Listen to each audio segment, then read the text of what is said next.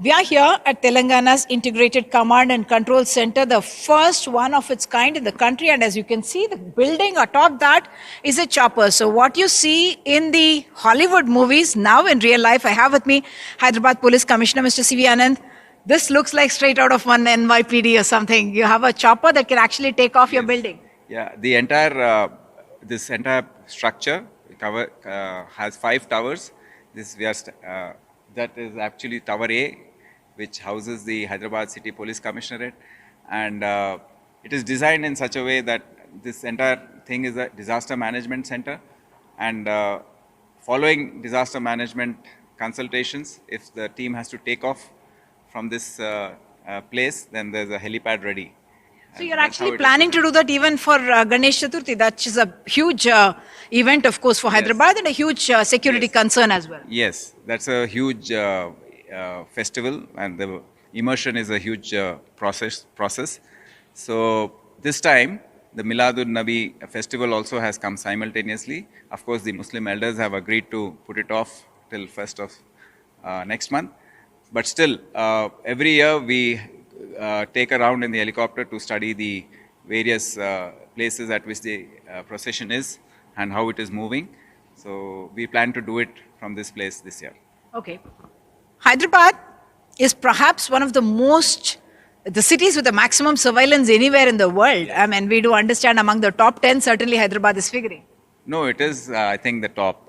The estimate is that 60% of the CCTVs in India are in this state, and especially Hyderabad and its two surrounding commissionerates, Rachakonda and Cyberabad, are fully surveilled. We have 3 projects going on. One is the Hyderabad, the citywide surveillance project, which has about 11,000 cameras. Then the Safe City project, which has over 3,000, and another community CCTV project, where public has on their own put up these cameras through contributions. So that has another 10,000. So you have about 25,000 cameras landing in this command control center, and another 5 lakh cameras which are standalone, which are being put up by the business establishments after the Telangana Public Safety Act was passed in 2014. So establishments have put up their own cameras. They number around 5 lakh, and that is why the speed of investigation of cases, for instance, there's a snatching or there's a robbery or there's people accused escaping after crimes, we have been able to get them in a few hours. In most of the cases, so if you just pan and see, you can see the kind of number of windows that we can see. In between, of course, is the Hyderabad Ganesh, which always is the tallest Ganesh, not just in the city, but perhaps in the country as well. And there will be a team which is actually monitoring it in real time, whatever is happening in this. You have different departments, not just law and order, traffic, which may be directly related to policing, but you also have your GHMC, which is the municipal corporation, even the airport and the medical health. What is the idea of having so many CCTV cameras and all these departments together?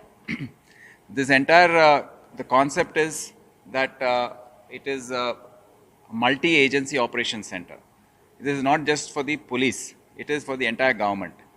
All the concerned departments, almost about 15 departments, have their representatives sitting here, and they have their own department logistics and cameras landing up in this command control center. So they all view their own department parameters, and if there is a disaster of any kind which concerns, for instance, there's a flood, and then the irrigation department, the electricity department, the police, the revenue, everyone get into action at the same place here. There's a war room which you can see that side, and there's a viewing gallery on top. The war room is a place where the concerned officials sit down and discuss the various strategies. It's a centralized command that you're now creating, because obviously during disasters, that becomes the biggest issue. Yes. This is a place, usually what happens, everyone tries to land up at the secretariat and all. But here it is ready-made. They're all there, and relief operations which have to be taken up can be taken up very, very quickly. And it is with this idea that the helipad also has been built, so that if some inspections have to be done by officers, then they can take off from here instead of again going and taking off from the airports and other places. So many CCTV cameras now, you've also integrated artificial intelligence into it, which obviously is very valuable as a tool. Yeah. But the concern has also been about facial recognition technology being integrated into this. We do understand there are some 38 cameras that do have facial recognition Yeah. technology and in use. Yeah, we are using artificial intelligence on two, three fronts. One is automatic number plate recognition, of which there is no problem at all. Legal issues are not there. So we have been using it fully to trace vehicles, crime vehicles, and other suspect vehicles, and there are other aspects built into it. But does it mean that NCRB, if it flags any vehicle as a crime vehicle, you just have to alert your system and it will be able to tell you where that is? Yes, most probably. Though the cameras which have this facility, which have this software, are lesser in number, but they are fairly well spread, and they can easily capture the movements of those vehicles. Most of the time, we have been able to locate them. The other cameras which have facial recognition facility, the software and the ability is there, but due to some cases filed in the court regarding privacy issues by individuals saying that this is intruding their privacy, their usage has been as per the orders of the court. We have been very, very careful in using it only for in extreme cases where crimes are not getting detected, or we need urgent facial map of the person and recognition processes to be done. So we have not been fully utilizing that because of the pending cases in the court. I do remember there were certain controversies that were linked to facial recognition technology and so on. But we now have a new, private data protection bill as well that is in Parliament. That also speaks about use of CCTV and the data that's related to it, which is actually personal data. No, it is not actually. Then it relates to usage of data in such a way that the privacy of individuals, citizens who are in no way concerned with the police or with law and order. But we are very, very careful in using data related only to lawbreakers, violators of law, and criminals. So we have that distinction, and no one need to be agitated about their privacy being violated in any way. That is not the purpose, nor is that is the intention. The intention is only for crime prevention and detection.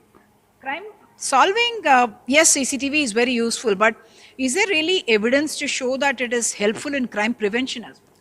Oh, there is overwhelming evidence, because you see the entire crime pattern of Hyderabad city and in Telangana. The traditional crimes which used to get reported, like dacoities, robberies, chain snatchings of all kinds, and thefts, house breakings, that have taken a serious downturn. They are reduced by over 75%. If you need to And believe are you linking it actually to CCTVs? Of course, the speed with which we detect these crimes, there's word spread all over India that don't go to Hyderabad, don't go to Telangana because you'll get caught. Chain snatchers have stopped coming. I'll give you my own experience. 2013, I was Commissioner of Police, Hyderabad. There were 1,033 snatchings in 1 year in Hyderabad that year. By the time I left in 2017, it had fallen to 3,330.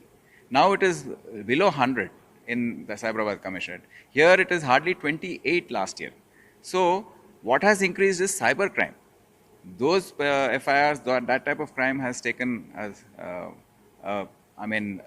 multiplied, and people are resorting to that more. Here we have seen that violent crimes like chain snatchings and have come down significantly by over 75%. So there is a total relationship between crime prevention, relief to the people, better law and order, peace, and the CCTVs. There is absolutely no doubt in that. You're also able to save the man on the field, in that sense that the number of personnel that you need to be deploying, even as a visual signal to the crime. You need to recognize the advantages of a CCTV. It is something which works 24/7.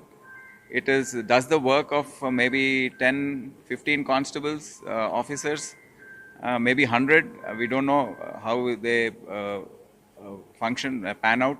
And then they're tireless. They don't. Once you spend a little on their maintenance and putting them up, then they keep functioning and they're so loyal. So we need to recognize the importance of CCTVs and not take it into very exaggerated arguments about the privacy and all. No one is so irresponsible as to violate anyone's individual privacy. So you're a good fiduciary for people's data and information. Just one last question: the data itself, is it mandatory that you actually delete the data in some time? Because those are the concerns, isn't it?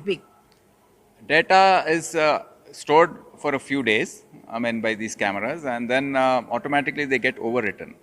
And if anyone asks for some type of data, then that is immediately, no one responds to that. It is very strictly for the purposes for which they have been put up, that is crime prevention and detection.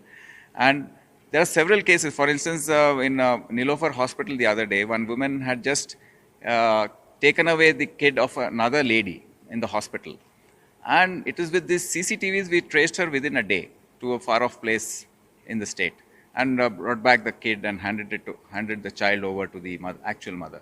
So CCTVs help society in various ways, and we need to appreciate the importance of CCTVs. Thank you so much. So Hyderabad in many ways showing the way to the country in policing, not just in the number of CCTVs, but in such a sophisticated command and control center, integrated command and control center that centralizes the response system during emergencies and disasters. In Hyderabad with camera person Nagaraju, Uma Sudhir, NDTV.